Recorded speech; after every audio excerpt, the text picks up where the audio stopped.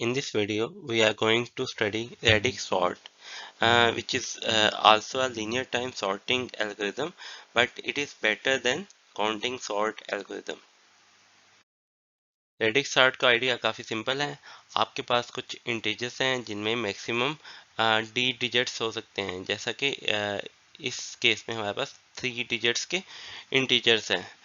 सो सबसे पहले आपने लीस्ट सिग्निफिकेंट डिजिट पे कोई भी स्टेबल सॉर्ट एल्गोरिथम को रन करना है। हम इस केस में काउंटिंग सॉर्ट को यूज़ करेंगे। उसके बाद आपने सेकंड सिग्निफिकेंट डिजिट के ऊपर काउंटिंग सॉर्ट को रन करना है। उसके बाद नेक्स्ट हाईएस्ट सिग्निफिकेंट डिजिट के ऊपर काउंटिंग सॉर्ट को रन करना है। सो जितने भी डिजिट्स हैं आपके पास 1 से लेकर टी तक, आपने कोई भी स्टेबल सॉर्ट एल्गोरिथम यूज़ करना है अपने इनपुट ए पे, ताकि वो सॉर्ट हो जाएं। इस केस में हम काउंटिंग सॉर्ट को यूज़ करेंगे। रेडिक्स सॉर्ट इंटीजर्स को सॉर्ट करने में यूज़ होता है जिनका मैक्सिमम साइज m तक हो सकता है, या फिर हम लेक्सिकोग्राफिकली स्ट्रिंग्स को सॉर्ट करने में भी यूज़ कर सकते हैं। काउंटिंग सॉर्ट से ये कम स्पेस यूज़ करता है, जैसा कि हमने लास्ट वीडियो में काउंटिंग सॉर्ट को स्टडी करते हुए देखा था कि आपने जो अजम्पशन की है कि आपको पहले से इंटीजर्स पता होने चाहिए, और अगर कोई एक इंटीजर काफ़ी बड़ा आ गया है तो आपकी एरे बहुत ज़्यादा स्पेस लेगी, लेकिन रेडिक्स सॉर्ट काउंटिंग सॉर्ट से कम स्पेस लेता है। सो आइडिया मैंने लास्ट स्लाइड में डिस्कस किया कि सबसे पहले आपने लीस्ट सिग्निफिकेंट डिजिट पे काउंटिंग सॉर्ट को चलाना है, then next least significant digit पे, एंड सो ऑन। तो वी हैव सम इनपुट, तो हम उस पर रेडिक्स सॉर्ट को चला के देखते हैं। सबसे पहले लीस्ट सिग्निफिकेंट डिजिट पे काउंटिंग सॉर्ट को चलाएंगे। सो काउंटिंग सॉर्ट में हम देखते हैं कि हमारे पास जितने भी नंबर्स हैं वो 0 से k तक होते हैं। सो डिजिट्स जितने भी हैं वो 0 से 9 तक हो सकते हैं। हमने 0 से 9 तक बकेट्स बना लिए हैं। लीस्ट सिग्निफिकेंट डिजिट के हिसाब से इन एलिमेंट्स को उन बकेट्स में काउंट करते हैं।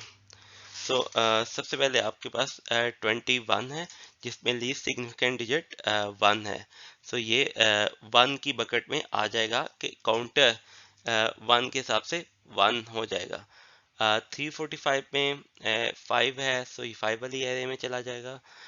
13 में 3 वाली बकेट में, 101 में 1 वाली बकेट, 50 में 0 वाली बकेट, 234 में 4 वाली बकेट, और 1 में 1 वाली बकेट। सो जब हम इस इंफॉर्मेशन को यूज़ करने के बाद जब काउंटिंग सॉर्ट से एरे को सॉर्ट करेंगे तो रिजल्ट इस तरह से आ जाएगा। सबसे पहले 20, फिर 21, 101, 113, 234 एंड 345।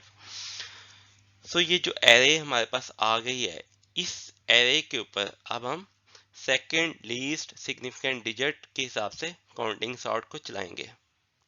फर्स्ट स्टेप में फर्स्ट लीस्ट सिग्निफिकेंट डिजिट के हिसाब से जो एरे बनी है उसको सेकंड स्टेप में यूज़ करेंगे, और हम सेकंड डिजिट के हिसाब से देखेंगे कि जो एलिमेंट्स हैं वो किन बकेट्स पे जाते हैं, उनके ऊपर काउंटिंग सॉर्ट कैसे वर्क करती है। सो एक चीज़ हमने देखी थी कि काउंटिंग सॉर्ट की एक प्रॉपर्टी है, काउंटिंग सॉर्ट हमेशा स्टेबल होती है।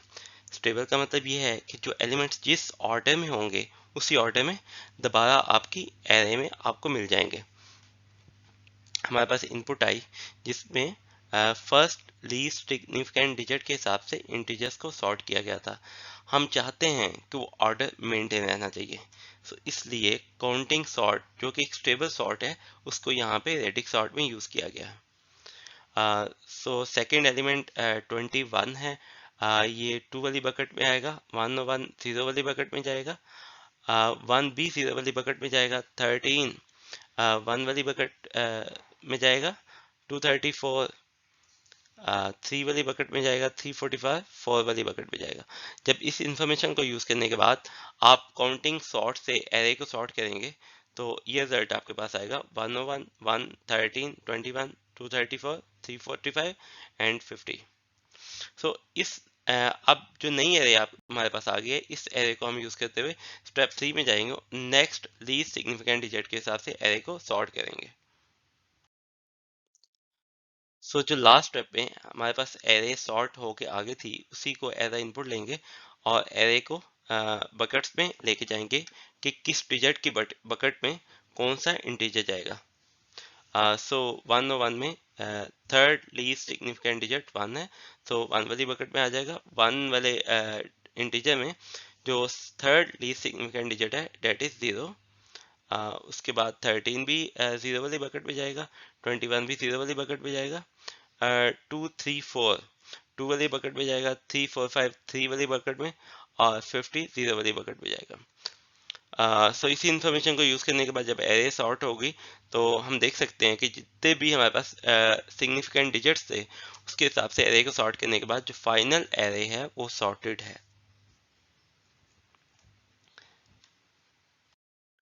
So this is a summary के सबसे पहले हमारे पास ओरिजिनल एरे थी, उसके बाद फर्स्ट डिजिट के हिसाब से सॉर्ट किया, फिर सेकंड डिजिट के हिसाब से सॉर्ट किया, फिर थर्ड डिजिट के हिसाब से सॉर्ट किया।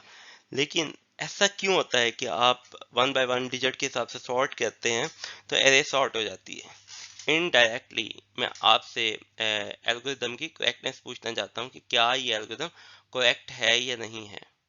ये प्रूव करने के लिए कि ये एल्गोरिथम करेक्ट है हमें कोई इंडक्टिव हाइपोथेसिस सोचना पड़ेगा। सो इस केस में इंडक्टिव हाइपोथेसिस क्या होगा। सो इंडक्टिव हाइपोथेसिस ये है कि kth आइट्रेशन के बाद एरे जो है फर्स्ट के लीस्ट सिग्निफिकेंट डिजिट्स के हिसाब से सॉर्टेड है।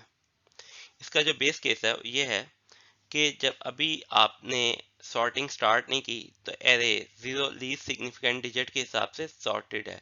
So inductive hypothesis k is equal to 0 के लिए होल्ड करता है, ये हमारा बेस केस बन जाता है। जो इंडक्टिव स्टेप है कि ith आइट्रेशन पे आपने एरे को चेक किया और सॉर्टेड है, i-1 पे या i+1 पे क्या रिजल्ट आएगा वो हम अगली स्लाइड में देखेंगे। कंक्लूजन में हम ये देखेंगे कि जब एरे सॉर्ट हो गई है, हमने तमाम डिजिट्स के ऊपर काउंटिंग सॉर्ट को रन किया है, तो एंड पे रिजल्ट में एरे सॉर्टेड होनी चाहिए। सो इंडक्टिव हाइपोथेसिस जो हमने लास्ट स्लाइड में डिसाइड किया था डेट वाज कि after the kth iteration the array is sorted by the first k least significant digits. So inductive step ये होगा कि अगर inductive hypothesis k is equal to i-1 के लिए होल्ड करता है देन इसे k is equal to i के लिए होल्ड करना चाहिए। सो हमारे पास एक एरे सॉर्टेड है फर्स्ट डिजिट के हिसाब से। एल्गोरिथम चलाने के बाद ये सेकंड लीस्ट सिग्निफिकेंट डिजिट के हिसाब से सॉर्टेड होनी चाहिए। इंडक्टिव स्टेप को प्रूव करने के लिए हमें ये शो करना है कि after the ith iteration the array is sorted by the first I least significant digits. So हम x और y को ब्रेक करके देखते हैं कि इसमें कितने डिजिट्स हैं। x को रिप्रेजेंट हम इस तरह से करेंगे, x1 से लेके x3 तक हमारे पास सिग्निफिकेंट डिजिट हैं x में। इसी तरह से y के अंदर y1 से लेके yd तक सिग्निफिकेंट डिजिट मौजूद हैं। सपोज करते हैं कि ith डिजिट की बेस पे, सो xi डिजिट है हमारे पास, यहाँ पे yi डिजिट है, ith डिजिट की बेस पे x जो है वो y से छोटा है। सो हम ये शो करेंगे कि x जो है वो y से पहले आएगा ith आइट्रेशन के एंड पे। सो इसमें हमारे पास दो केसेस बनेंगे। पहला केस तो ये है कि अगर ith डिजिट जो है वो x में छोटा है y में बड़ा है। दूसरा केस ये हो सकता है कि दोनों में ith डिजिट सेम है। अगर फर्स्ट केस को देखा जाए कि ith डिजिट x में छोटा है y में बड़ा है तो ये सॉर्टिंग में कैसे आएंगे। सो हम एग्जांपल लेते हैं 21 और 13 की। x जो है वो 13 है, y जो है 21 है। सो हम सेकंड डिजिट की बेस पे देखते हैं, यहाँ पे जो ith डिजिट है that is second digit. So case 1 apply होता है कि 1 जो है वो 2 से छोटा है। अगर हम इनकी बकेट्स देखें तो x बकेट नंबर 1 में आता है, y बकेट नंबर 2 में आता है। सो जब एरे सॉर्ट होगी तो x y से पहले आ जाएगा। सेकंड केस ये हो सकता है कि ith सिग्निफिकेंट डिजिट दोनों इंटीजर में सेम है। हम एग्जांपल लेते हैं यहाँ पे 101 एंड 002। दोनों इंटीजर जीरोथ बकेट में जाएंगे, लेकिन 101 बकेट में पहले जाएगा, जो y है 002 वो बकेट में बाद में जाएगा। सो जब हम एरे को सॉर्ट करेंगे तो 101 सॉर्टेड एरे में पहले आएगा, 002 बाद में आएगा। सो हम सेकंड डिजिट के हिसाब से देखें तो 101 को पहले आना चाहिए, 002 को बाद में आना चाहिए।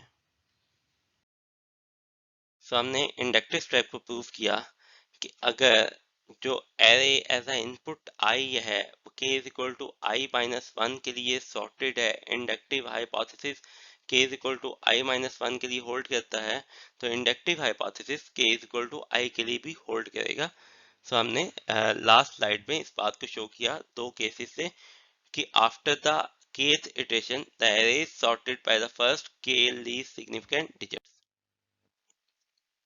So the edict sort is correct. हमने इंडक्टिव हाइपोथेसिस बनाया, उसका बेस केस प्रूफ किया, देन कंक्लूजन भी हमने डिस्कस की।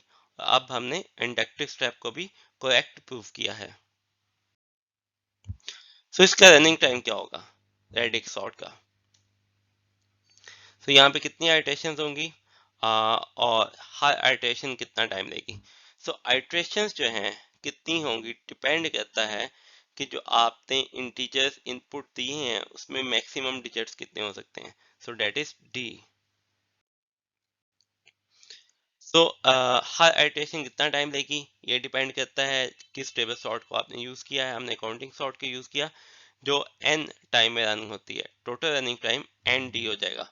सो अगर डी बहुत ज्यादा संभालो लाइक 3 4 5 6 7, सो ये कांस्टेंट बन जाता है। सो जो टोटल टाइम जो इसमें लगेगा वो हम कह सकते हैं कि रेडिक्स सॉर्ट लीनियर टाइम में रन होती है।